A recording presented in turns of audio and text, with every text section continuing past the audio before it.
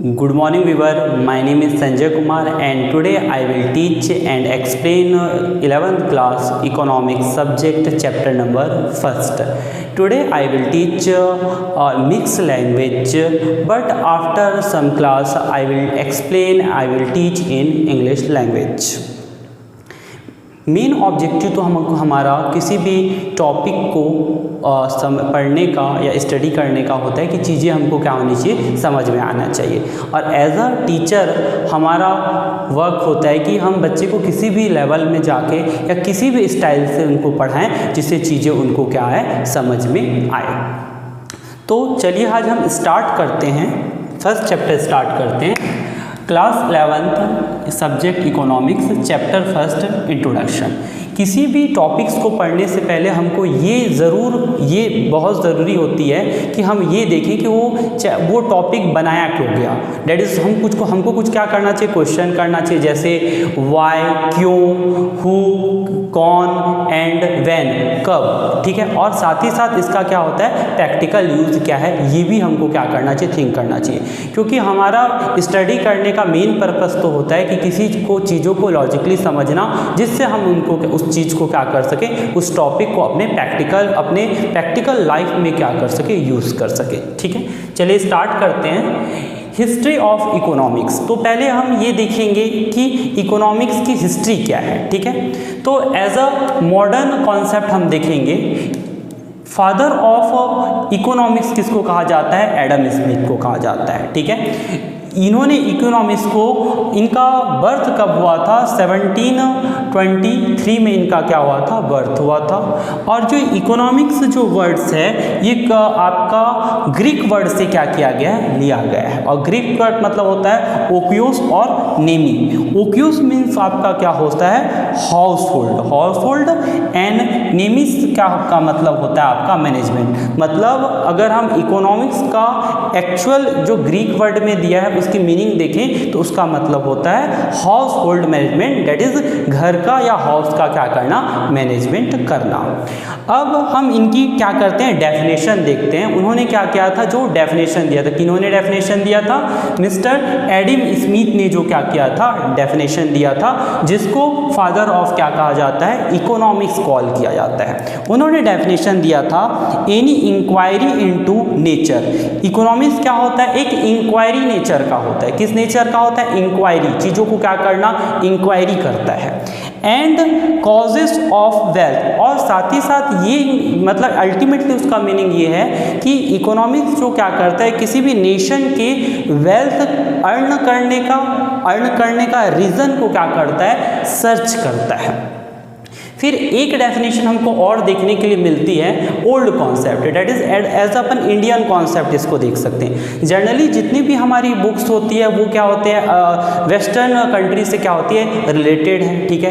क्योंकि हम western country का, डेट इज़ ब्रिटिश का, हम पे 200 ईयर तक क्या था, कंट्रोल था। तो उसके अकॉर्डिंग टू जो भी उनकी बुक्स थी वो हमको आज भी हम उनकी क्या कर रहे हैं, स्टडी कर रहे हैं। तो उन्हीं का जो सिलेबस है उसी सिलेबस को हम क्या करते हैं, स्टडी करते हैं। लेकिन एक इंडियन कॉन्सेप्ट हमको देखने के लिए मिलता है, जो कॉन्सेप्ट किसने दिया था, कौटिल्य ने दिया था। कौटिल्य को अपन अगर एक अदर नेम भी है उनका, जिसको अपन क्या बोलते हैं, चाणक्य बोलते हैं। और कौटिल्य का बर्थ कब हुआ था, 375 BC में हुआ था, ठीक है। उन्होंने क्या किया था, वो क्या करते थे, वो मौर्य एम्पायर में क्या करते थे, एक डेट इज एक मिनिस्टर की तरह क्या, या एक एडवाइजर की तरह क्या करते थे, वर्क करते थे, ठीक है। वो किसके किंगडम में काम करते थे, चंद्रगुप्त मौर्य के किंगडम में क्या करते थे, वर्क करते थे। और उन्होंने इकोनॉमिक्स को यहाँ पर बताया अर्थशास्त्र। तो अर्थशास्त्र, जो ये अर्थशास्त्र वर्ड है ना, ये अपना इंडियन वर्ड है। और इसका मीनिंग क्या होता है, अर्थ का मतलब आपका क्या होता है, आपका एक्चुअल अर्थ का मतलब होता है वेल्थ या एसेट होता है। जबकि अपना शास्त्र का मतलब होता है branch of knowledge. Branch of knowledge मतलब किसी भी चीज़ का, नॉलेज का एक ब्रांच। दैट इज इनकी डेफिनेशन को देखते हैं, किनकी डेफिनेशन को देखते हैं, हम कौटिल्य की डेफिनेशन को देखते हैं जो इंडियन एस्पेक्ट में है। दैट इज उन्होंने बताया था branch of knowledge, branch of knowledge. Economics क्या है? एक ब्रांच ऑफ नॉलेज है। ह्यूमन नीड, ये क्या सर्च करता है? ह्यूमन नीड्स को किस तरीके से फुलफिल किया जाए, इस चीज़ को क्या करता है? सर्च करता है। And then economics activities, that is दो टाइप की जनरली क्या होती है? एक्टिविटीज़ होती है। एक अपनी क्या होती है? इकोनॉमिक्स एक्टिविटी होती है, और एक अपनी क्या होती है? नॉन इकोनॉमिक्स एक्टिविटीज़ होती है। ठीक है, ये दो टाइप की हमको एक्टिविटी देखने के लिए मिलती है। तो आगे हम जब चैप्टर पढ़ेंगे तो हमको ये फर्दर चैप्टर में हमको ये मिल जाएगा concept economics activities and non economics activities. But अभी मैं इसको आपको शॉर्ट से क्या करता हूँ? एक्सप्लेन करता हूँ। इकोनॉमिक्स एक्टिविटी मतलब वो जितनी भी एक्टिविटीज़ हैं जिससे हमको क्या होती है? अर्निंग होती है, उसको अपन क्या कहते हैं? इकोनॉमिक्स एक्टिविटीज़ कहते हैं। और नॉन इकोनॉमिक्स एक्टिविटी मतलब वो एक्टिविटी जिससे हमको क्या होती है? अर्निंग नहीं होती। जैसे एग्जाम्पल के लिए आपके घर में आपकी मदर होगी, वो जो आपके घर में क्या करती है? वर्क करती है। तो क्या घर में वो किसी से सैलरी वगैरह लेती है क्या? सैलरी वगैरह तो वो नहीं लेती है। तो ऐसी कंडीशन में उसको हम क्या कहेंगे? Economics activity, non economics activity कहेंगे। लेकिन अगर हम एक मैट की बात करें, जो हमारे यहाँ सर्वेंट होता है, जो हमारे यहाँ वर्क करता है, तो वर्क करता है तो वो क्या करता है? उसको हमको क्या करनी पड़ती है? पे करनी पड़ती है, सैलरी पे करनी पड़ती है। तो उसको हम क्या कहेंगे? इकोनॉमिक्स एक्टिविटीज़ कहेंगे। डेट इज़ सिंपल मीनिंग हो गई कि डेट इज़ जिसमें क्या होती है? अर्निंग होती है। अगर कोई एक्टिविटी आप परफॉर्म करो और उसमें आपको अर्निंग होती है, तो ऐसे कंडीशन में उसको इकोनॉमिक्स एक्टिविटी कहेंगे। और ऐसी एक्टिविटी जिसमें हमको अर्निंग नहीं होती है, उसको अपन नॉन इकोनॉमिक्स एक्टिविटी कहेंगे। अभी ये आपको समझ में नहीं आया तो चलेगा, फर्दर चैप्टर में अभी ये कॉन्सेप्ट आएंगे तो और हम आपको क्या करेंगे? उस समय इसको एक्सप्लेन कर देंगे। तो अल्टीमेटली अभी हम एक समरी थोड़ा माइंड में डेवलप करते हैं। डेट इज इकोनॉमिक्स की हिस्ट्री के बारे में। एक कॉन्सेप्ट है मॉडर्न कॉन्सेप्ट, किसने दिया? एडम स्मिथ ने दिया है। और एडम स्मिथ के अकॉर्डिंग टू जो इकोनॉमिक्स है वो नेशन की क्या करती है? वेल्थ किस तरीके से क्या किया जाए? अर्न किया जाए, और किस तरीके से उसको क्या किया जाए? अर्न किया जाए, और किस तरीके से उसको एक्सपेंस किया जाए, इस चीज़ को क्या करती है? सर्च करने का क्या करती है? वर्क करती है। एंड एक हमने देखा कौटिल्य, जिसको हम चाणक्य भी बोलते हैं, जो चंद्रगुप्त मौर्य के क्या थे? एडवाइज़र थे। और उन्होंने भी क्या की? इसकी डेफिनेशन दी है। और उसके अकॉर्डिंग टू क्या होता है? जो इकोनॉमिक्स होता है वो एक ब्रांच ऑफ नॉलेज होता है जो कि ह्यूमन की नीड्स को क्या करता है? फुलफिल करता है। और जनरली ये किस टाइप की एक्टिविटी की स्टडी करता है? इकोनॉमिक्स एक्टिविटी की स्टडी करता है। अब इसके बाद हम इसका क्या करेंगे? डेफिनेशन देंगे, देन डिस्कस करेंगे मीनिंग ऑफ इकोनॉमिक्स। और meaning of economics system which providing the people, मतलब इकोनॉमिक एक सिस्टम मीन्स होता है जो स्टेप बाय स्टेप वर्क करते हैं, उसी को सिस्टम कहते हैं। कोई वर्क करने के कुछ स्टेप्स रहते हैं। जैसे एग्जांपल के लिए कोई स्टूडेंट फर्स्ट क्लास में एडमिशन लेता है एंड 12th क्लास तक उसकी एजुकेशन पूरा करिकुलम रन करता है। तो ऐसी कंडीशन में जो वो education as a class wise लेते जा रहा है, वो भी एजुकेशन प्रोवाइड करने का एक सिस्टम है। उसी तरीके से जस्ट लाइक इकोनॉमिक्स भी क्या होता है? सिस्टम होता है जिसके अकॉर्डिंग टू पीपुल वर्क और क्या करते हैं? अपने लिविंग के लिए अर्निंग करते हैं। ठीक है, ये किस टाइप के? ये सारे ऑर्गेनाइजेशन, जितने भी ऑर्गेनाइजेशन हैं जहाँ पर हम क्या करते हैं? वर्क करते हैं और हमको अर्निंग होती है। कई टाइप का ऑर्गेनाइजेशन है जहाँ पर पीपुल वर्क करता है और अर्निंग होती है। जैसे कुछ एग्जाम्पल, जैसे फैक्ट्रीज हो गए, शॉप हो गए, बिजनेस हो गए। ठीक है, इसी तरीके से और भी ऑर्गेनाइजेशन हो सकते हैं, स्कूल्स हो सकते हैं, हॉस्पिटल हो सकते हैं, एक्सेट्रा। अल्टीमेटली इसका मीनिंग हुआ कि इकोनॉमिक एक सिस्टम है जिसके अकॉर्डिंग टू हम क्या करते हैं? जिसमें हम क्या करते हैं? वर्क करते हैं और अपने लिविंग के लिए क्या करते हैं? अर्निंग करते हैं। देन इकोनॉमिक्स में 3 एक्टिविटीज़ को क्या किया गया है? कवर किया गया। कौन कौन सी एक्टिविटीज़ कवर किया गया है? पहला प्रोडक्शन को कवर किया गया है, फिर कंजम्पशन को कवर किया गया है, देन कैपिटल फॉर्मुलेशन। तो ये प्रोडक्शन क्या होता है? प्रोडक्शन मतलब क्या होता है? गुड्स को क्या करना? प्रिपेयर करना या मेक करना, that is called production. Production. Production में यहाँ पर गुड्स भी आ जाएगी, सर्विस भी आ जाएगी, दोनों यहाँ पर क्या हो जाते हैं, कवर करते हैं। गुड्स मतलब तो आप जानते हैं कि क्या होता है गुड्स, जिसमें हमको फिजिकली कुछ क्या होता है, रिसीव होता है, उसको अपन गुड्स कहते हैं। सर्विस में हमको क्या होता है, कोई सर्विस मिलती है जो हमारे लिए क्या होती है, हेल्पफुल होती है। जैसे एग्जांपल के लिए आप रिचार्ज करवाते हैं तो वो भी एक सर्विस है। जबकि गुड्स मतलब आपने कोई टेबल परचेज किया, सेलफोन परचेज किया या कोई लाइट परचेज की, ये सब क्या होते हैं, गुड्स की कैटेगरीज में आ गया। कंजम्पशन, कंजम्पशन मीन्स होता है चीज़ों को कंज्यूम करना। कंज्यूम करना मतलब प्रोडक्ट को लेना और उसको क्या करना, यूज़ करना। जैसे एग्जांपल के लिए हम मार्केट गए और वहाँ पर से हमने क्या किया, एक चॉकलेट परचेज किया और उस चॉकलेट को हमने क्या किया, ईट किया, तो ये क्या कॉल कराएगा, कंजम्पशन कॉल किया जाएगा। कैपिटल फॉर्मुलेशन, कैपिटल फॉर्मेशन बहुत इंपॉर्टेंट होता है। कैपिटल फॉर्मेशन मतलब क्या होता है कि कैपिटल को क्या करना, फॉर्मुलेट करना। और पहले ये समझना पड़ेगा, पहले हमको ये अंडरस्टैंड करना पड़ेगा कि कैपिटल क्या होती है। कैपिटल मीन्स होता है कि जो हमको अर्निंग करने में जो अमाउंट हेल्प करती है उसको हम क्या कहते हैं, कैपिटल कहते हैं। ठीक है, तो जनरली क्या करते हैं पीपुल, क्या करते हैं, सेविंग करते हैं और सेविंग करके कहाँ डिपॉजिट कर देते हैं, बैंक में डिपॉजिट कर देते हैं। और बैंक क्या कर देती है, उसको उन लोगों को, उन पीपुल को दे देती है जो उसको क्या करते हैं, इन्वेस्ट करना चाहते हैं। जैसे बिजनेस में, बिजनेस कोई ओपन करना चाहता है, कोई शेयर मार्केट में इन्वेस्टमेंट करना चाहता है, एसेट्रा। तो कैपिटल फॉर्मेशन में क्या होता है कि हम जो मनी सेव करते हैं या बैंक, हम बैंक में जिसको क्या करते हैं, डिपॉजिट करते हैं, बैंक उस लोन को क्या कर देती है, बिजनेसमैन वगैरह को दे देती है और वो जाके क्या कर देते हैं, उनको इन्वेस्टमेंट कर देते हैं, जिससे क्या होती है, उस अमाउंट से और अर्निंग होती है। तो that is called capital formulation. तो इसमें हमने 3 कवर किए, production, consumption and capital formulation. और इन सब को, ये जितना हमने देखा, ये ऑल थिंग जो देखा, इन सब को अगर हम कलेक्टिव वे में बोले तो ये क्या होता है, आपका इकोनॉमी होता है। ये क्या कॉल किया जाती है, इकोनॉमी। देन अब अपन डेफिनेशन लेते हैं, एक कॉमन डेफिनेशन लेते हैं। किसकी कॉमन डेफिनेशन लेते हैं, इकोनॉमिक्स की क्या करते हैं, एक कॉमन डेफिनेशन यहाँ पर क्या करते हैं, लेते हैं। ठीक है, पहले मैं डेफिनेशन को रीड कर दूंगा, देन एग्जाम्पल से कोरिलेट कर दूंगा।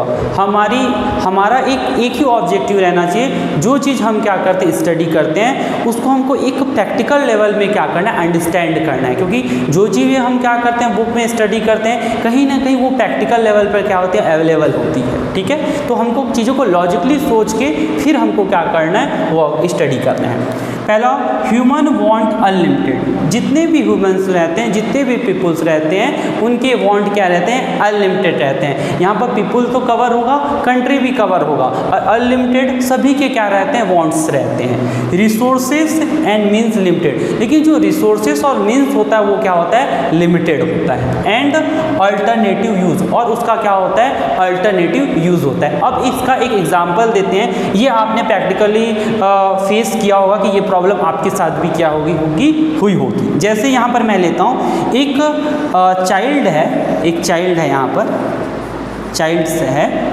चाइल्ड है जिसका क्या नाम है, राम जिसका नाम है। ठीक है, उसकी एक मदर है, डेट इज़ राम्स मदर। उसका बर्थडे था, बर्थडे में उसकी मदर ने उसको क्या किया, 500 रुपीज़ क्या किया, एज अ क्या कर दिया, गिफ्ट क्या कर दिया, दे दिया, भैया तुम्हारा बर्थडे है, ये लो 500 रुपीज़ गिफ्ट। अब राम के इनर माइंड में, डेट इज के इनर माइंड में क्या क्या रन हो रही है, क्या क्या चीज़ें रन हो रही है। पहला वो सोचता है कि क्यों ना मूवी चले जाएं इससे। सेकंड ये सोचता है कि कोई बुक परचेज कर ले। Third thing, first thing, second tip and third thing सोचता है कि 250 सेव कर ले, 250 एक्सपेंस कर ले। और फोर्थ थिंक करता है कि क्यों ना फ्रेंड लोगों के साथ क्या चले जाए, पार्टी चले जाए। अब यहाँ पर हम इस पॉइंट को क्या करते हैं, इससे क्या करते हैं, इस एग्जाम्पल से कोरिलेट करते हैं। एग्जाम्पल देखिए, राम ह्यूमन वांट अनलिमिटेड। देखिए इसकी वांट कितनी अनलिमिटेड है, इसके इनर माइंड में कितनी सारी चीज़ें चल रही है, कितनी सारी थिंग्स चल रही है इसके इनर माइंड में। ठीक है, रिसोर्सेस एंड मीन्स लिमिटेड, लेकिन जो रिसोर्सेस एंड लिमिटेड मीन्स है, मोहन के पास ओनली 500 रुपीज़ है, लेकिन यहाँ पर इसके पास अनलिमिटेड रुपीज़ रहता, लिमिटेड। अनलिमिटेड रुपीज़ रहता तो कोई प्रॉब्लम नहीं रहती, वो तो अपने पूरे वांट्स को क्या कर लेता, फुलफिल कर लेता। लेकिन सबसे बड़ी प्रॉब्लम इसके पास क्या है कि इसके पास क्या है, लिमिटेड रिसोर्सेस है, ठीक है। और इसके जो यूज़ हैं, किसके यूज़ हैं, ये 500 के यूज़ हैं। इस 500 को हम अल्टरनेटिव किसी भी चीज़ों में क्या कर सकते हैं, किसी भी चीज़ में क्या कर सकते हैं, यूज़ कर सकते हैं। डेट इज़ मोहन के जो वांट है वो अनलिमिटेड है, वो चॉकलेट, वो क्या करता है, मूवी भी जाना चाहता है, वो बुक भी परचेज करना चाहता है, वो सेविंग भी करना चाहता है, एक्सपेंस भी करना चाहता है, पार्टी भी करना चाहता है। लेकिन सारे वांट्स को क्या नहीं कर सकता, फुलफिल नहीं कर सकता, क्योंकि सबसे बड़ी प्रॉब्लम क्या आ रही है, उसकी रिसोर्सेज क्या हैं, लिमिटेड हैं उसके पास, ठीक है। अब ये तो हमने एक सिंपल एग्जांपल ले लिया। एक नेशन के वाइज अपन क्या कर लेते हैं, एग्जांपल ले लेते हैं। एक नेशन को भी इस तरीके से प्रॉब्लम हो सकती है, होती है, हो सकती नहीं, होती है। जैसे एग्जांपल के लिए हम यहाँ पर ले लेते हैं अपनी कंट्री इंडिया का एग्जांपल ले लेते हैं, ठीक है। अभी आप लोगों ने पता होगा कि कोविड-19 रन हो रहा है, एक पैंडेमिक कोविड-19 रन हो रहा है। ये हमारा 2020 से 2000 अभी तक रनिंग चल ही रहा है, ठीक है। तो यहाँ पर आप एग्जांपल ले सकते हैं। यहाँ पर हम क्या करते हैं, अपने prime minister that is Modi साहब का क्या करते हैं, एग्जांपल लेते हैं, ठीक है। मोदी साहब के पास देखिए जो पहला अनलिमिटेड वांट, डेट इज़ हमारी इंडिया की वांट मतलब हमारी इंडिया की नीड, हमारी इंडिया की ज़रूरतें, क्या क्या अभी ज़रूरतें हैं करेंट स्टेशन में, क्या क्या ज़रूरत है। पहला वैक्सीन चाहिए, सभी 130 करोड़ पीपल को वैक्सीन चाहिए। फिर डिफेंस की भी प्रॉब्लम है, डेट इज़ एक तरफ दो हमारे एनिमीज़ हैं, एक हमारा चाइना एनिमी है, एक हमारा पाकिस्तान एनिमी है, तो हमको डिफेंस भी चाहिए। साथ ही साथ एट द कंडीशन अभी पैंडेमिक रन हो रहा है, तो कई पीपल क्या हैं, उनकी जॉब टर्मिनेट हो गई है। तो जॉब टर्मिनेट होने के कारण क्या हो गया, उनको लाइवलीहुड के लिए भी क्या करना पड़ रहा है, बहुत ज़्यादा प्रॉब्लम हो रही है। तो ऐसे कंडीशन में उन लोगों की क्या करनी पड़ेगी, या पुअर लोगों की क्या क्या हेल्प भी करनी है। फिर एक कंट्री में तो इंफ्रास्ट्रक्चर रन होते ही रहते हैं, कभी डैम बनाए जाते हैं इस तरीके से, या कभी रोड्स बनाए जाते हैं, इस तरीके के भी क्या होते हैं, वर्क होते रहते हैं। फिर साथ ही साथ हमको क्या करना है, अपने बिजनेस को भी डेवलप करना है। अगर हमारे इंडिया का बिजनेस डेवलप होगा तभी तो हमारे इंडिया ग्रो करेगा, डेट इज़ हमारी जीडीपी क्या करेगी, ग्रो करेगी, ग्रॉस डोमेस्टिक प्रोडक्शन ग्रो करेगी, ठीक है।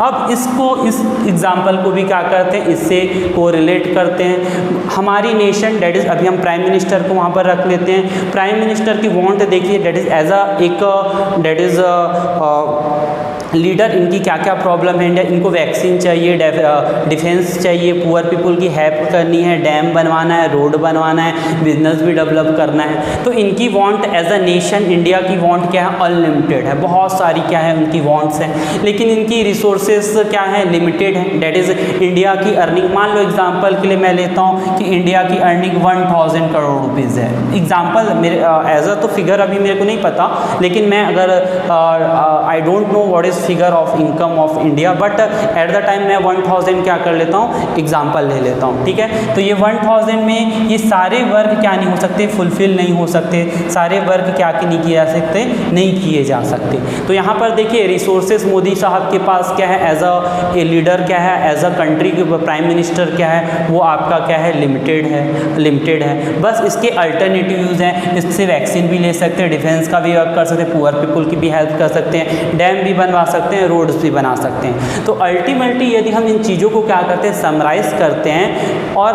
हमारे कॉन्सेप्ट को देखते हैं, तो हमको ये कॉन्सेप्ट या ये इससे अंडरस्टैंड या ये नॉलेज हमको मिलती है कि इकोनॉमी क्या होता है। इकोनॉमिक्स में जनरली एक सिस्टम है जो स्टेप बाय स्टेप चलता है, जिसमें क्या करते हैं, पीपल वर्क करते हैं, अपने लिविंग पर्पस से रिलेटेड क्या करते हैं, वर्क इसलिए करना पड़ता है जिससे वो अपने आप को सर्वाइव कर सके, अपने लाइवलीहुड से रिलेटेड चीज़ों को क्या कर सके, फुलफिल कर सके।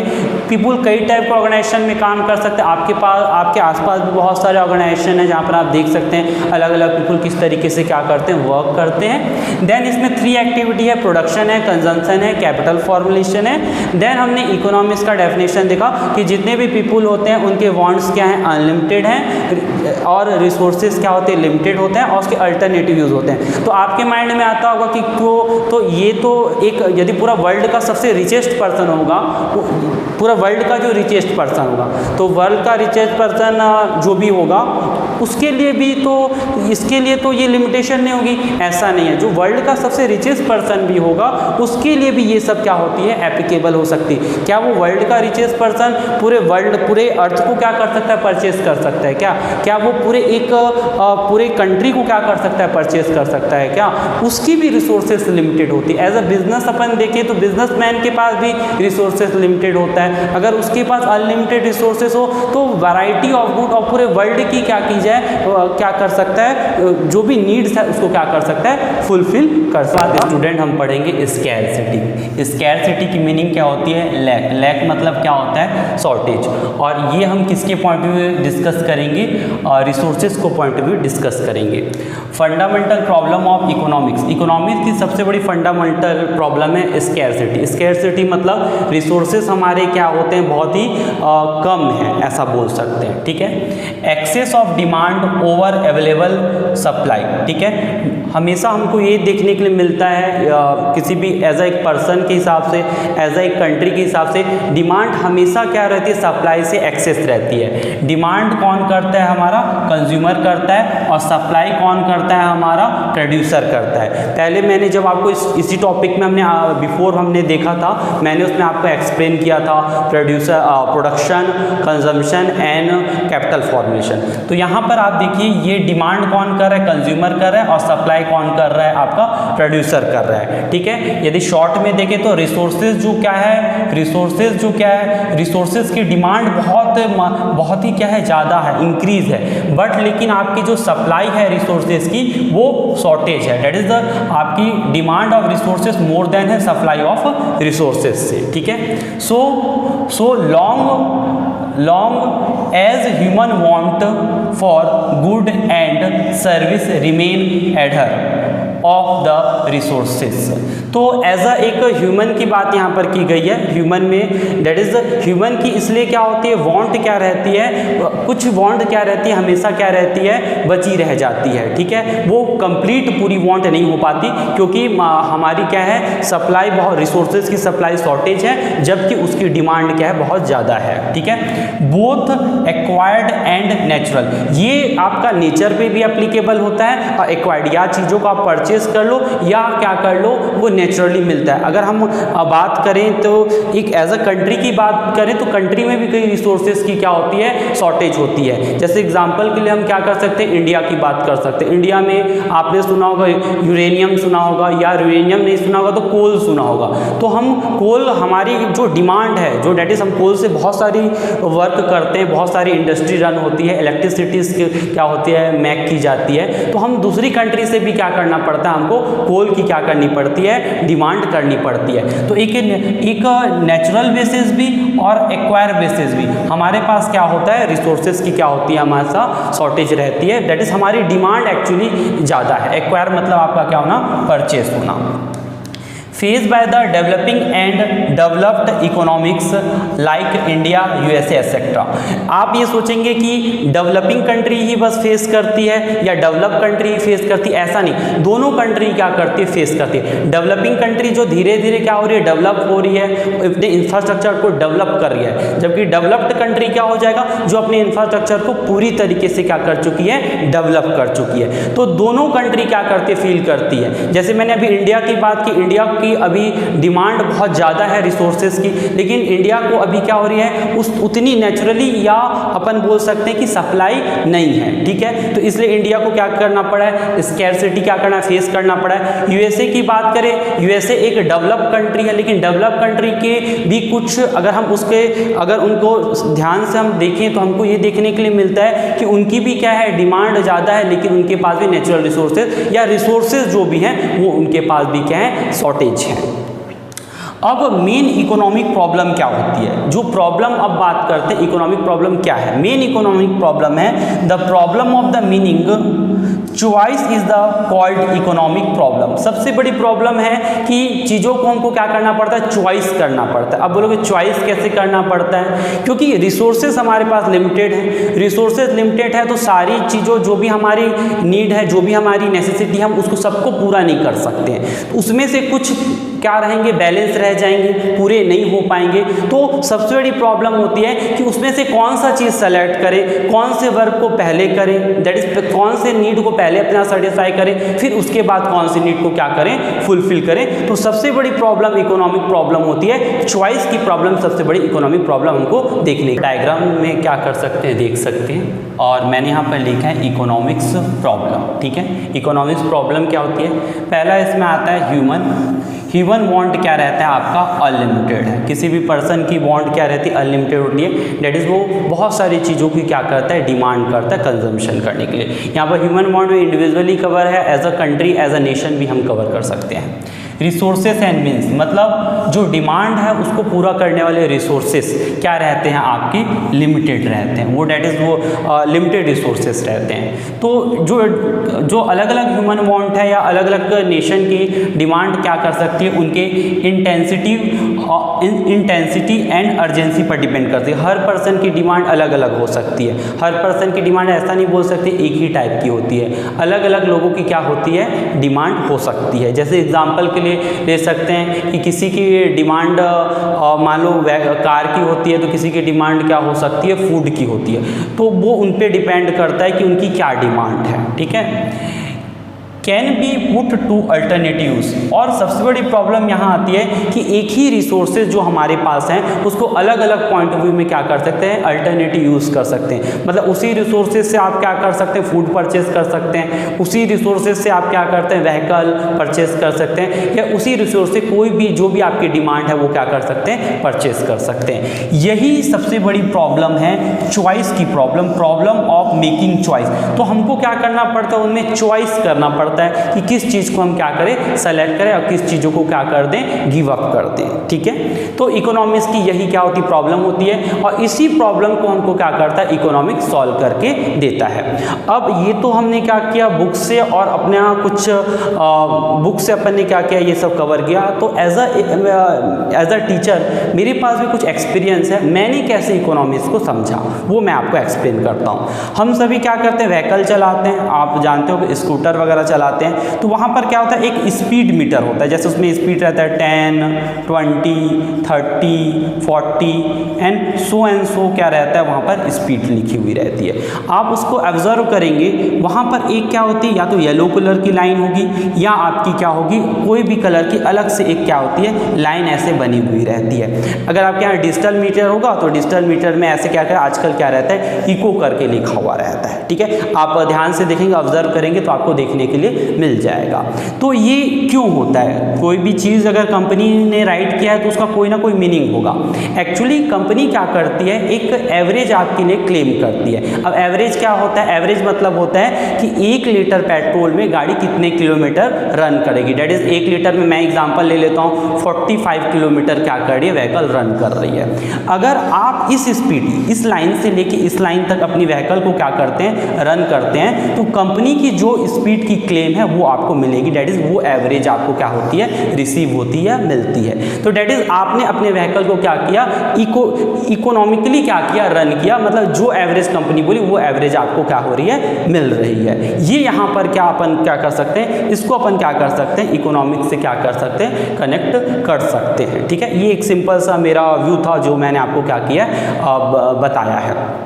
देन अब हमको समझना पड़ेगा थोड़ा, इसको एक एग्जाम्पल ले लेते हैं। जैसे एग्जाम्पल राम है, ठीक है, राम का मैं एग्जाम्पल लेता हूँ, और राम की मान लो हम लेते हैं सैलरी राम की क्या है, मान लो एग्जाम्पल के लिए 10,000 है, 10,000 उसकी सैलरी है, लेकिन उसके नीड क्या है, बहुत सारी उसकी नीड है। नीड उसकी क्या है, अनलिमिटेड है, अनलिमिटेड नीड है,